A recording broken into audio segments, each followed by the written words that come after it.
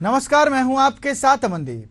दिन भर की हर राजनीतिक उठापटक और सियासी खबरों को समेटकर हम आपके सामने एक बार फिर से हाजिर हैं, एक खास कार्यक्रम द पॉलिटिकल शो के साथ, जिसमें हम आपको दिन भर में घटी हर राजनीतिक खबरों से रूबरू कराएंगे।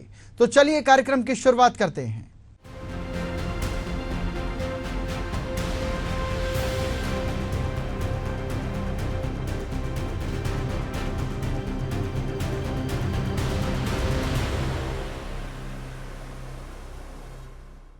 केंद्र सरकार ने हर साल 25 जून को संविधान हत्या दिवस के रूप में मनाने का निर्णय लिया है। केंद्रीय गृह मंत्री अमित शाह ने इसकी जानकारी दी है। इसके साथ ही उन्होंने तत्कालीन प्रधानमंत्री इंदिरा गांधी पर भी निशाना साधा है। केंद्र सरकार के इस फैसले के बाद सियासी गलियारों में एक बार फिर इमरजेंसी को लेकर सियासी भूचाल सा आ गया है। सरकार और विपक्ष के बीच वार पलटवार का दौर जारी है। आखिर किसने क्या कुछ कहा है, खास रिपोर्ट में देख लीजिए। लोकतंत्र में आपातकाल में क्या कुछ जुल्म नहीं हुए थे, इससे बड़ी धमकियां क्या होती है, लेकिन ये देश झुका नहीं था। 1975 25 जून वो ऐसी काली रात थी जो कोई भी लोकतंत्र प्रेमी भुला नहीं सकता है, कोई भारतवासी भुला नहीं सकता है। केंद्र सरकार ने 25 जून को संविधान हत्या दिवस घोषित कर दिया। गृह मंत्री अमित शाह ने शुक्रवार 12 जुलाई को सोशल मीडिया पर पोस्ट कर इसकी जानकारी दी। सरकार ने इसका नोटिफिकेशन भी जारी कर दिया है। केंद्रीय गृह मंत्री अमित शाह ने एक्स पर पोस्ट किया, 25 जून 1975 को तत्कालीन प्रधानमंत्री इंदिरा गांधी ने तानाशाही मानसिकता का परिचय देते हुए देश पर आपातकाल थोपकर हमारे लोकतंत्र की आत्मा का गला घोट दिया था। लाखों लोगों को बिना किसी गलती के जेल में डाल दिया गया और मीडिया की आवाज को दबा दिया गया। भारत सरकार ने हर साल 25 जून को संविधान हत्या दिवस के रूप में मनाने का फैसला किया है। ये दिन उन सभी लोगों के महान योगदान को याद करेगा जिन्होंने 1975 के आपातकाल के अमानवीय दर्द को सहन किया था। अमित शाह ने आगे कहा, प्रधानमंत्री नरेंद्र मोदी जी के नेतृत्व में केंद्र सरकार द्वारा लिए गए इस निर्णय का उद्देश्य उन लाखों लोगों के संघर्ष का सम्मान करना है जिन्होंने तानाशाही सरकार की असंख्य यातनाओं व उत्पीड़न का सामना करने के बावजूद लोकतंत्र को पुनर्जीवित करने के लिए संघर्ष किया। संविधान हत्या दिवस हर भारतीय के अंदर लोकतंत्र की रक्षा और व्यक्तिगत स्वतंत्रता की अमर ज्योति को जीवित रखने का काम करेगा, ताकि कांग्रेस जैसी कोई भी तानाशाही मानसिकता भविष्य में इसकी पुनरावृत्ति न कर पाए। वहीं पीएम मोदी ने कहा कि 25 जून को संविधान हत्या दिवस के रूप में मनाना इस बात की याद दिलाएगा कि उस दिन क्या हुआ था और भारत के संविधान को कैसे कुचला गया था। ये भारत के इतिहास में कांग्रेस द्वारा लगाया गया एक काला दौर था। वहीं इस मुद्दे पर अब सियासी हमले भी शुरू हो गए हैं। बीजेपी के कई नेताओं ने केंद्र सरकार के फैसले का स्वागत करते हुए इमरजेंसी और कांग्रेस पर जमकर निशाना साधा। देखिए, 25 जून रात को 1975 में जब हमारे संविधान की हत्या की गई थी, वो कभी भी हम नहीं भूल सकते हैं। आदरणीय प्रधानमंत्री मोदी जी ने संविधान को अपने सर आंखों पर बिठा करके संविधान में जो लिखा है सिर्फ वो शब्द ही नहीं, संविधान के जो स्पिरिट है उसको भी जीना है, ये सब देशवासियों को अपील किया है।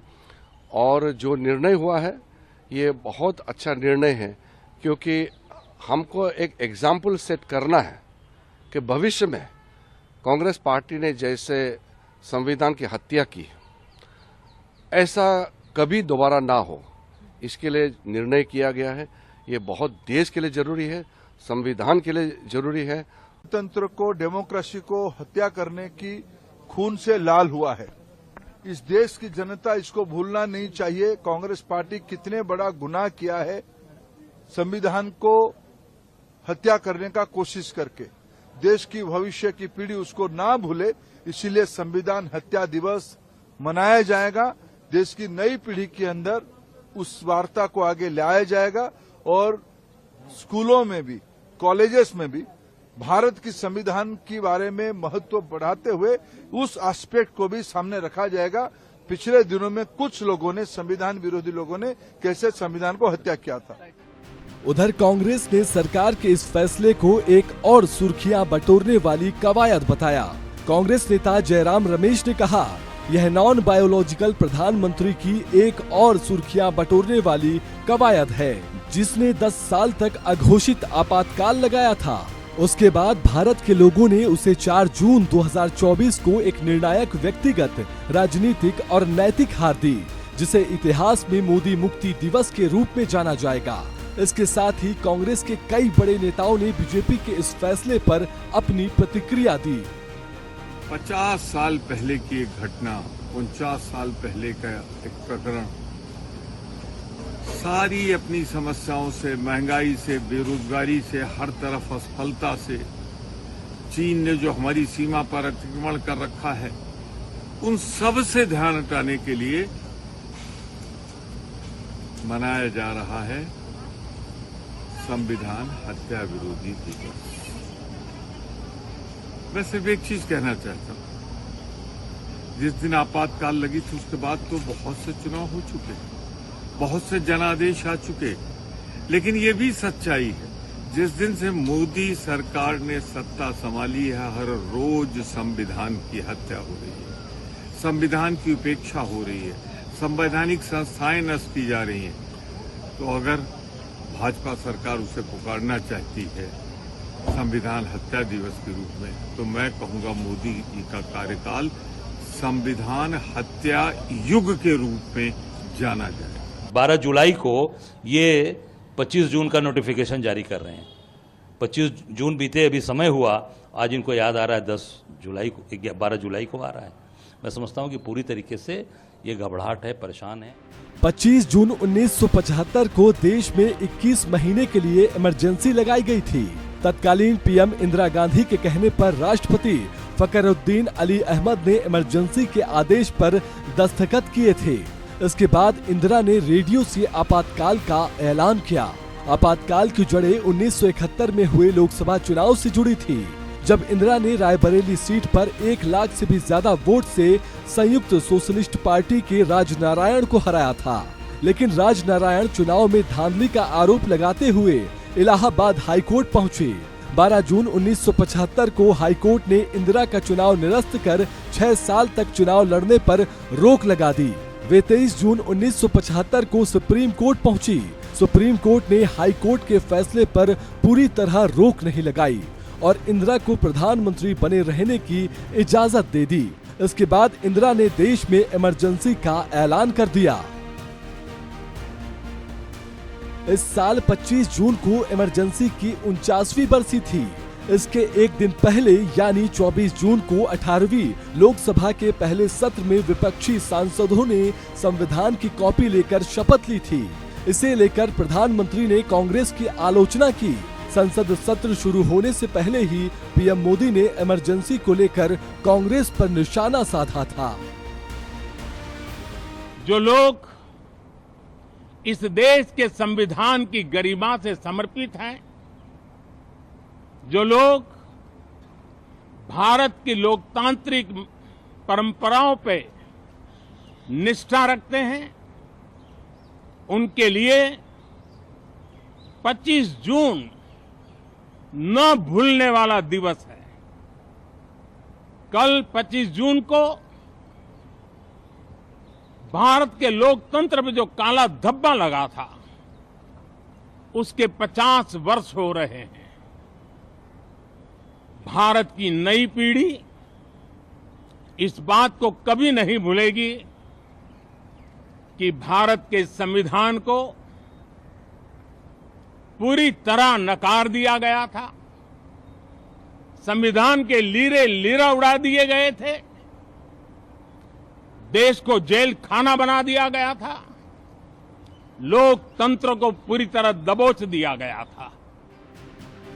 वहीं संसद सत्र शुरू होने के बाद भी राष्ट्रपति के अभिभाषण पर चर्चा के दौरान पीएम मोदी ने राज्यसभा में एक बार फिर कांग्रेस पर जमकर हमला किया था। इमरजेंसी के दौरान संविधान पर जो जुल्म हुआ, जो बुलडोजर चलाया गया संविधान के ऊपर, लोकतंत्र की धज्जियां उड़ा दी गई, तब उसी दल के महत्वपूर्ण नेता के रूप में उनके साक्षी है, फिर भी सदन को गुमराह कर रहे हैं। आदरणीय सभापति जी, आपातकाल को मैंने बहुत निकट से देखा है। करोड़ों लोगों को कल्पना भार की यातनाएं दी गई है, उनका जीना मुश्किल कर दिया गया था,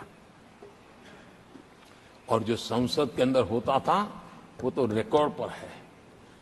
भारत के संविधान की बातें करने वालों को मैं पूछता हूं, जब आपने लोकसभा को 7 साल चलाया था, लोकसभा का कार्यकाल 5 साल है, वो कौन सा संविधान था जिसको लेकर के आपने 7 साल तक सत्ता की मौज ली और लोगों पर जुल्म करते रहे? और आप संविधान हमें सिखाते हो? इमरजेंसी कांग्रेस के लिए किसी नासूर से कम नहीं है और ये बात बीजेपी अच्छी तरह से समझती है, और शायद इसीलिए केंद्र सरकार ने एक सोची समझी रणनीति के तहत 25 जून को संविधान हत्या दिवस घोषित किया है। जाहिर है आने वाले समय में इस मुद्दे पर काफी हंगामा होगा, लेकिन अब कांग्रेस इसका तोड़ कैसे निकालेगी ये देखना दिलचस्प होगा। Bureau report, Asian news. Lok Sabha चुनाव में हार का सामना करने के बाद बार बार ट्रोल होने वाली स्मृति ईरानी के बचाव में राहुल गांधी सामने आए हैं। राहुल गांधी ने कार्यकर्ताओं को कड़े लहजे में हिदायत दी है। स्मृति ईरानी के बचाव में राहुल गांधी ने क्या कुछ कहा है, खास रिपोर्ट में देखते हैं।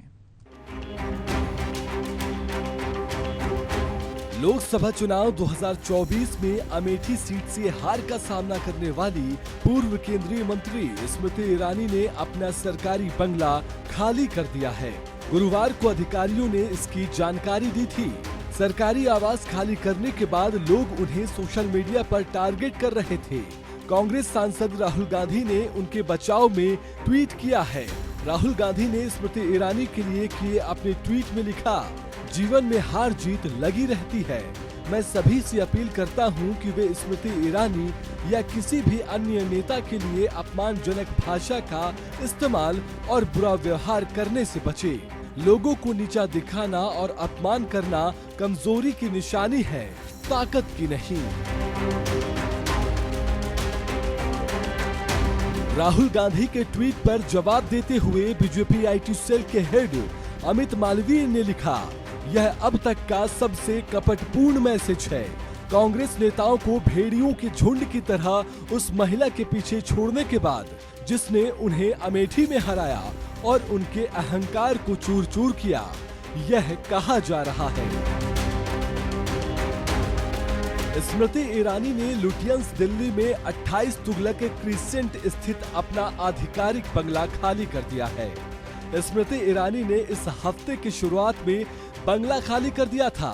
वह कांग्रेस नेता किशोरी लाल शर्मा से अमेठी संसदीय सीट पर 1.5 लाख से अधिक वोटों के अंतर से हार गई थी। पूर्व महिला एवं बाल विकास मंत्री ने 2019 में कांग्रेस नेता राहुल गांधी को अमेठी सीट से हरा दिया था। राहुल गांधी और कांग्रेस के समर्थकों ने उनकी हार को अपमानजनक हार करार दिया था। हाल ही में हुए लोकसभा चुनाव में मोदी सरकार 2.0 के 17 केंद्रीय मंत्रियों को हार का सामना करना पड़ा था।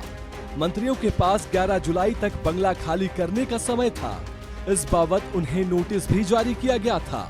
नियम के मुताबिक लोकसभा भंग होने के 1 महीने के भीतर सरकारी घर खाली करना होता है।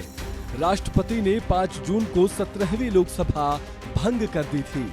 ऐसे में पूर्व सांसदों के पास अपने सरकारी घर को खाली करने के लिए केवल 5 जुलाई तक का ही समय था। Bureau report, Asian news. शराब नीति घोटाले में दिल्ली के मुख्यमंत्री अरविंद केजरीवाल को सुप्रीम कोर्ट ने शुक्रवार को अंतरिम जमानत दे दी है, लेकिन केजरीवाल अभी भी जेल में रहेंगे। अरविंद केजरीवाल को ईडी के जरिए की गई गिरफ्तारी के खिलाफ सुप्रीम कोर्ट से राहत मिली है, लेकिन वो सीबीआई के केस में अभी भी जेल में हैं। आखिर क्या हुआ कि सुप्रीम कोर्ट और क्यों मचा हुआ है सियासी बवाल, देखिए एक खास रिपोर्ट। दिल्ली के सीएम केजरीवाल को ईडी वाले मामले में तो अंतरिम जमानत मिल गई, लेकिन सीबीआई वाले केस में उन्हें झटका लगा है। बता दें कि दिल्ली शराब घोटाला मामले में ईडी और सीबीआई दोनों ने उन्हें अलग अलग मामलों में गिरफ्तार किया था। केजरीवाल ने दोनों ही गिरफ्तारी को चुनौती दी है। सीबीआई वाली गिरफ्तारी पर दिल्ली हाईकोर्ट 17 जुलाई को सुनवाई करेगा। इससे पहले शराब नीति घोटाले में दिल्ली के मुख्यमंत्री अरविंद केजरीवाल को सुप्रीम कोर्ट ने शुक्रवार को अंतरिम जमानत दे दी है। जस्टिस संजीव खन्ना ने जमानत देते हुए कहा, केजरीवाल 90 दिन से जेल में हैं, इसलिए उन्हें रिहा किए जाने का निर्देश देते हैं। हम जानते हैं कि वह चुने हुए नेता हैं और ये उन्हें तय करना है कि वे मुख्यमंत्री बने रहना चाहते हैं या नहीं। जस्टिस खन्ना ने कहा, हम ये मामला बड़ी बेंच को ट्रांसफर कर रहे हैं। गिरफ्तारी की पॉलिसी क्या है, इसका आधार क्या है, इसके लिए हमने ऐसे 3 सवाल भी तैयार किए हैं। बड़ी बेंच अगर चाहे तो केजरीवाल की अंतरिम जमानत पर बदलाव कर सकती है। केजरीवाल को ईडी ने 21 मार्च को गिरफ्तार किया था। उसके बाद राउज एवेन्यू कोर्ट ने उन्हें कस्टडी में भेज दिया था। गिरफ्तारी और कस्टडी को लेकर केजरीवाल ने सुप्रीम कोर्ट में चुनौती दी, जिस पर सुनवाई हुई। बता दें कि केजरीवाल को ईडी के मनी लॉन्ड्रिंग केस में जमानत मिली है। उनके खिलाफ दूसरा मामला सीबीआई का है, जिसमें उनकी न्यायिक हिरासत 25 जुलाई तक बढ़ गई है, इसलिए वे जेल से बाहर नहीं आ पाएंगे। देखिए, सुप्रीम कोर्ट का मैं तो पहले तो धन्यवाद करता हूं कि आज बहुत बड़ा राहत का दिन है कि हम पहले दिन से एक बात कह रहे थे कि पीएमएलए का जो ये केस बनाया गया है, ये केस पूरी तरीके से आधारहीन है। इसमें किसी तरह का कोई आधार नहीं है। ना अभी तक एफआईआर में नाम था अरविंद केजरीवाल जी का, ना अरविंद केजरीवाल जी के खिलाफ कोई साक्ष्य है, और कहीं भी अभी तक ईडी ये तय नहीं कर पाई, एस्टेब्लिश कर पाई है कि किन सर्कमस्टांसेस में माननीय मुख्यमंत्री को अरेस्ट करना पड़ा उनको। क्योंकि हम लोग पहले दिन से कह रहे हैं कि पॉलिटिकल मोटिवेटेड ये केस है। इस केस के अंदर कहीं से कहीं तक किसी तरह का कोई साक्ष्य आधार अभी तक ईडी एस्टेब्लिश नहीं कर पाई है। और माननीय सर्वोच्च न्यायालय ने ये तय किया है और इंटरिम बेल दी है कि लार्जर बेंच इस चीज़ को तय करेगा कि क्या ईडी को किन सर्कमस्टांसेस में एक चुने हुए मुख्यमंत्री को अरेस्ट किया, ये अरेस्ट कहाँ तक जायज है। केजरीवाल को जमानत मिलने के फैसले के आते ही आम आदमी पार्टी ने कहा, उम्मीद है जल्दी ही केजरीवाल को सीबीआई मामले में भी जमानत मिल जाएगी। सुप्रीम कोर्ट से केजरीवाल को मिली अंतरिम जमानत से यह साबित होता है कि आबकारी नीति केस उनके खिलाफ भाजपा की साजिश है। हर अदालत ने केजरीवाल के खिलाफ भाजपा की साजिश को उजागर किया है। देखिए, दिल्ली के काम ठप करने के लिए भाजपा ने अनेकों तरकीबें अपनाई। ये जो पूरा शराब घोटाला तथा कथित शराब घोटाला है, ये भी भाजपा के कार्यालय में लिखा गया था। बहुत साफ पीएमएलए कोर्ट ने कहा कि अरविंद केजरीवाल जी के खिलाफ कोई सबूत नहीं है, कहीं कोई 1 रुपए का प्रमाण नहीं ढूंढ पाई ईडी, और ऐसा लगता है कि शायद ईडी बायस के साथ काम कर रही है। ये भी उस ऑर्डर में लिखा हुआ है। आज माननीय कोर्ट का बहुत बहुत धन्यवाद कि उन्होंने अरविंद केजरीवाल जी को बेल दी। हमें उम्मीद है कि सीबीआई वाले मैटर में भी जल्दी बेल मिल जाएगी। निश्चित रूप से राहत की बात है। आप सोचो कि इस देश में एक नई राजनीतिक व्यवस्था जन्म लेती है। वो राजनीतिक व्यवस्था जन्म लेकर ऐसे अद्भुत और अभूतपूर्व काम करती है जो इस देश की राजनीति में कोई सोचा नहीं था। इस पार्टी को खत्म करने के लिए फिर सारे चारों तरफ से षड्यंत्र होते हैं। ये पार्टी भगवान की कृपा से, जनता के आशीर्वाद से सर्वाइव करती है, फाइट करती है। जब ये इस पार्टी को रोक नहीं पाते तो उनके सारे लीडर्स को जेल में डाल देते हैं, सारे लीडर्स को जेल में डाल देते हैं 2-2 साल से। तो ऐसी परिस्थिति में न्यायालय का ऐसा जो आदेश, ऑर्डर आया है, वो निश्चित रूप से बहुत सुखदायी है। और मेरा ये मानना है कि पार्टी इंपॉर्टेंट नहीं होता है, देश इंपॉर्टेंट होता है। देश के हित में ये बहुत जरूरी है कि कोई तानाशाह आकर किसी एक पार्टी को, किसी विपक्षी दल को इस तरीके से खत्म करने का प्रयत्न ना करे। इसलिए ऐसे जजमेंट्स देश के इतिहास में स्वर्ण अक्षरों पे लिखे जाने चाहिए। और न्याय बिंदु जी ने अपने फैसले में लिखा, ईडी इज एक्टिंग विद बायस। मतलब ईडी अरविंद केजरीवाल के खिलाफ काम कर रही है, सिर्फ इन्वेस्टिगेशन का काम नहीं कर रही है, उनको फंसाने का काम कर रही है। ऐसे में आज सुप्रीम कोर्ट की जमानत बहुत बड़ी बात है। सीबीआई ने पहले से ही षड्यंत्र करके, केंद्र सरकार ने सोचा होगा, मुझे लगता है उन्हें अंदेशा था कि आज नहीं तो कल सुप्रीम कोर्ट के अंदर ईडी में जमानत मिलेगी, इसलिए जमानत मिलने के बाद भी वो जेल में रहें और उनका समय सीबीआई के मामले में भी बर्बाद हो, इसलिए उनको जेल में रखा गया था। सीबीआई ने अरेस्ट किया था। सीबीआई जो है प्रिवेंशन ऑफ करप्शन एक्ट के तहत चलती है, सीआरपीसी से गवर्न होती है। बर्डन ऑफ प्रूफ सीबीआई के ऊपर है, एजेंसी के ऊपर है, तो उसके अंदर मुझे नहीं लगता कोई खास दिक्कत होगी। It's a matter of time, कुछ समय लगेगा, मगर अब अरविंद केजरीवाल जी बाहर आएंगे। अंतरिम जमानत मिलने के बावजूद केजरीवाल ने रिहा न हो पाने को लेकर आम आदमी पार्टी की नेता और दिल्ली की मंत्री आतिशी ने कहा कि देश की हर अदालत अरविंद केजरीवाल को जमानत देना चाहती है। आतिशी ने कहा कि देश के उच्चतम न्यायालय ने अरविंद केजरीवाल को जमानत दे दी है। आतिशी ने कहा कि चाहे वो राउज एवेन्यू कोर्ट का फैसला हो या फिर आज सुप्रीम कोर्ट का फैसला हो, ये साबित कर देता है कि वे पिछले 2 साल से आम आदमी पार्टी के नेताओं और मंत्रियों के खिलाफ चल रही ये फर्जी शराब घोटाले की जांच सिर्फ बीजेपी का षड्यंत्र है। लेकिन भारतीय जनता पार्टी को ये पता था, उनको पता था कि राउज एवेन्यू कोर्ट से जमानत मिल गई है, उनको पता था कि सुप्रीम कोर्ट से भी जमानत मिल जाएगी, इसीलिए उन्होंने एक और षड्यंत्र रचा और सुप्रीम कोर्ट में जिस दिन अरविंद केजरीवाल जी की जमानत का केस आना था, उससे पिछले दिन अपने एक और राजनीतिक हथियार सीबीआई से अरविंद केजरीवाल जी को गिरफ्तार करवा दिया। क्यों किया गिरफ्तार सीबीआई से? सिर्फ और सिर्फ इसलिए गिरफ्तार करवाया कि अगर ईडी के केस में जमानत मिल गई तो अरविंद केजरीवाल जी बाहर आकर 10 गुना स्पीड से दिल्ली के लोगों का काम करने लग जाएंगे और भारतीय जनता पार्टी का षड्यंत्र रुकता नहीं है, इसलिए सीबीआई के केस में अरेस्ट किया।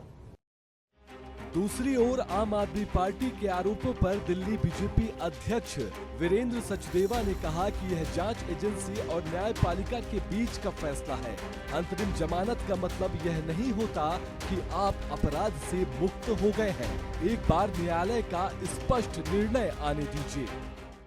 और किसी एक केस में अंतरिम जमानत मिलने का मतलब ये नहीं है कि वो अपराध मुक्त हो गए।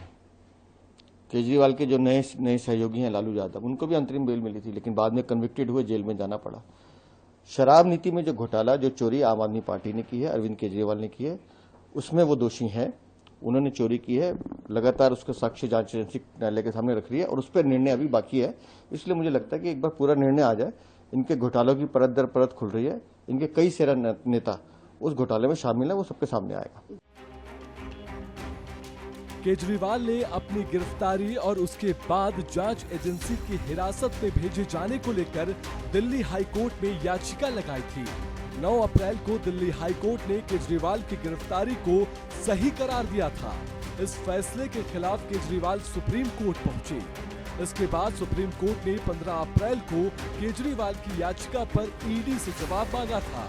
हाई कोर्ट ने केजरीवाल की गिरफ्तारी को सही बताते हुए कहा था कि इसमें कुछ भी अवैध नहीं था, क्योंकि केजरीवाल कई समन भेजे जाने के बाद भी पूछताछ के लिए ईडी ऑफिस नहीं आए।